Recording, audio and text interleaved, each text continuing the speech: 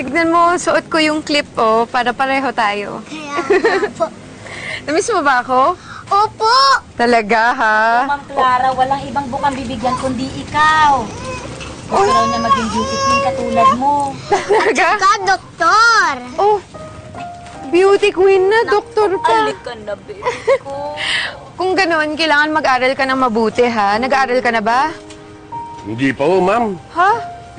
Lalo po ngayon. Madadagdagan pa kami. Hindi pa namin kaya ni Sheila. Ah, ganun po ba?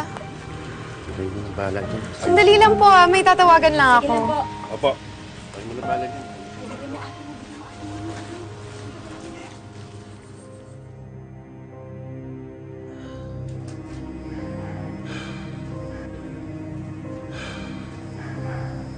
Galing mo talaga magmasahe, no? Hindi lang dyan ako magaling.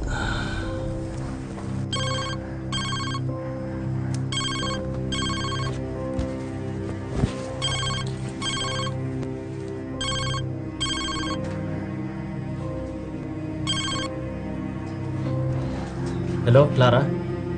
Hello, Roman. Asan ka? Eto.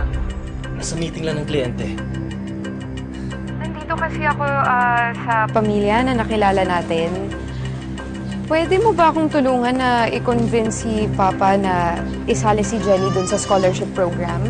Oo naman. Sige, sige. Kakausapin ko si Papa. Just... Naman yan. Sino yun? Si Camila ba yun? Si Camila ba yun? Hindi. Yung isang babaeng kliyente na kasama lang namin dito may tinatanong lang dito sa kasama ko. Ah, ganun ba? O sige, can you call Papa na lang, please? Sige, sige.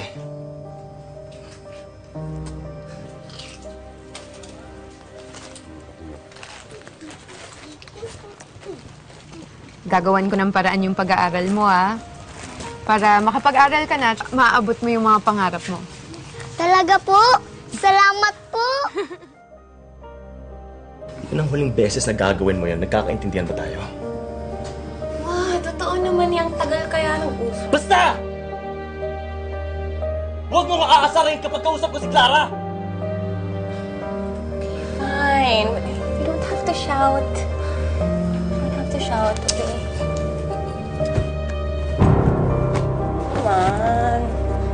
Come on. I'll massage you more.